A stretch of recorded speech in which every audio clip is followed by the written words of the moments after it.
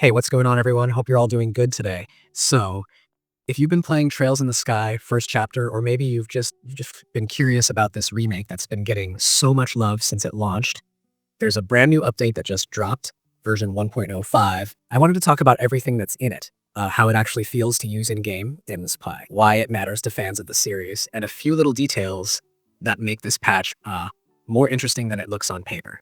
It's not one of those flashy updates that adds new story content or characters, but it's the kind of patch that quietly makes your experience so much smoother that you won't want to go back to how it was before.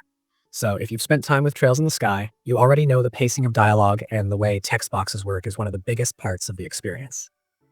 This game is incredibly story-driven. So much of it is conversations, character moments, and all those charming exchanges between Estelle, Joshua, and everyone they meet along the way. And while that's part of what makes it such a beloved RPG, the truth is that the dialogue system in earlier versions could feel a bit sluggish, especially for people who read fast. You'd end up clicking through lines before the characters even finished animating or waiting for the next bubble to appear. And after hours of that, it could start to feel like the game was holding you back a little. That's why one of the biggest additions in this update is the new text speed and text auto advance speed settings. Now, that might sound like a small thing, but it changes a ton about how the game feels. Before, you pretty much had one fixed text speed. You could skip lines, sure, but you couldn't control how fast they printed out on screen. And you definitely couldn't make dialogue advance automatically unless you were mashing buttons. With the new sliders added in 1.05, you can actually tailor how you experience conversations. You can speed it up so lines appear instantly if you want that snappy, fast-paced feel, or slow it down just enough to match the voice rhythm or your reading pace. And if you like letting the dialogue flow on its own, like watching a show, you can now set an auto-advance speed, so each line moves forward automatically. That's perfect for streamers or people who like playing with voiceovers and don't want to keep pressing a button between every sentence. From what players are saying, this small tweak makes a massive difference, especially during long story sections. It's the kind of change that makes the entire experience feel more modern. You can finally tune the pacing of the game to your own preference, which makes replaying it even more enjoyable. If you've been through Trails in the Sky before, you know how much text there is, so this isn't just a minor comfort tweak, it's hours of smoother storytelling. Another cool part of this update that caught my attention is the addition of one-key shortcuts for keyboard users. Anyone who's been playing on PC knows that while controller support has always been great, the keyboard controls could sometimes feel like they were designed in another era. You had to press two or more keys together for basic shortcuts, which made it feel clunky when you wanted to do simple actions. The developers clearly listened to that feedback and simplified the input system. With this new setup, those same shortcuts now work with a single key press. It's not flashy, but man, does it make the gameplay feel tighter, especially during exploration and combat menus. Then there's the first-person mode, which honestly surprised me. I didn't expect this kind of feature to make its way into the Sky, because this is a game that's always been about that isometric, slightly pulled back camera angle. But when I tested this out, it actually feels really refreshing. It's not meant to replace the normal view completely. It's more of an alternative perspective for exploring towns, fields, or just soaking in the atmosphere. Switching into first person lets you appreciate how detailed the environments are. Those brick paths in Roland, the cozy houses, the forest trails. All of that feels way more immersive when you're seeing it from Estelle's point of view. The controls are pretty intuitive too. On controller, it's RB plus LT, and on keyboard, it's the insert key. Once you toggle it on, the camera swings into that perspective and you can move around freely. You still get the same interactions and dialogue triggers, but it feels more personal, like you're walking through this world instead of just guiding characters across it. It even changes the way you notice things. Small signboards, the layout of buildings, or just the general scale of the environment feel different. I found myself walking around towns I'd already explored a dozen times, just to see them from this new view. And paired with that new first-person perspective is another super handy feature, Hide UI. I know that sounds like something tiny, but it's so useful, especially for people who love capturing screenshots or making videos. Before, you always had that top and bottom UI clutter, minimap, command prompts, menu indicators, and it kind of took away from the natural beauty of the game.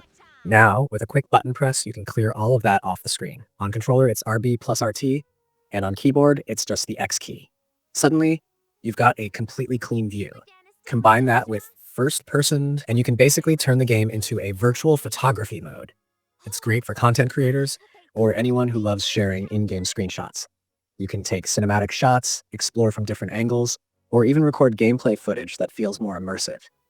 Some people have already started using it to create fan-made trailers or little story clips, which is something the developers probably didn't even plan for. But it shows how giving players just a little more control over the visuals can spark a whole creative side of the community. Speaking of visuals, there were also some smaller under-the-hood improvements and fixes included with this patch. They didn't spell out every single one, but they mentioned corrections to text errors and miscellaneous bug fixes, which probably means they cleaned up a bunch of small issues that players have been reporting since launch. These games have huge scripts, so it's easy for little typos or formatting problems to slip through. Fixing those might not sound exciting, but it helps maintain that polished feel Falcom fans love. What I find really interesting about this update is that it reflects how much the developers are paying attention to feedback. When this remake came out, a lot of people loved how faithful it was to the original, but they also pointed out that some aspects felt dated, especially in terms of controls and dialogue pacing. Instead of ignoring that or saving fixes for a later overhaul, they rolled out a patch that directly tackles those points. That's the kind of responsiveness you don't always get with re-releases. It's a sign that they're actively supporting the game post-launch, not just dropping it and moving on. If you're wondering how to get this patch, it's already live on Steam. Most people will get it automatically since Steam updates your games by default, but if it hasn't kicked in yet, you can just restart the client or go into your library, right-click the game, choose Properties, and check under the Updates tab. You'll see it listed there. Some players also like to double-check on SteamDB or look at the game's community news section. There's an official post about it confirming all these features. For other platforms, there hasn't been an exact release date yet, but based on how Falcom's previous updates have rolled out, it's usually just a short delay before the same patch arrives on consoles. Now, I want to talk a little about why all of this matters beyond just convenience. Trails in the Sky is one of those RPGs that people return to for the story and characters. It's not about flashy graphics or action-heavy gameplay. It's about living in that world, meeting people, and following their journeys. Anything that makes that experience more fluid, like faster text, smoother controls, or better camera options, directly improves the storytelling. You stay in the moment instead of getting distracted by pacing issues or awkward inputs. The first-person mode, especially, might encourage players to slow down and pay attention to the world design. It's easy to forget how detailed these environments are when you're just walking from quest to quest. But when you switch into that new perspective, suddenly you start noticing small things. The texture on the cobblestone streets, the way light hits certain areas, the bookshelves and houses that you might have ignored before. It gives the world a sense of presence that feels almost new, even if you've played the game before. And for longtime fans, this update is another reminder of how timeless this series is. It's amazing to see a game that originally came out nearly 2 decades ago still getting this kind of care. The remake already modernized a lot of visuals and systems, but updates like this show that they're not done fine-tuning it. It's like they're polishing a classic car, not replacing what made it special, just giving it smoother handling and a more comfortable ride.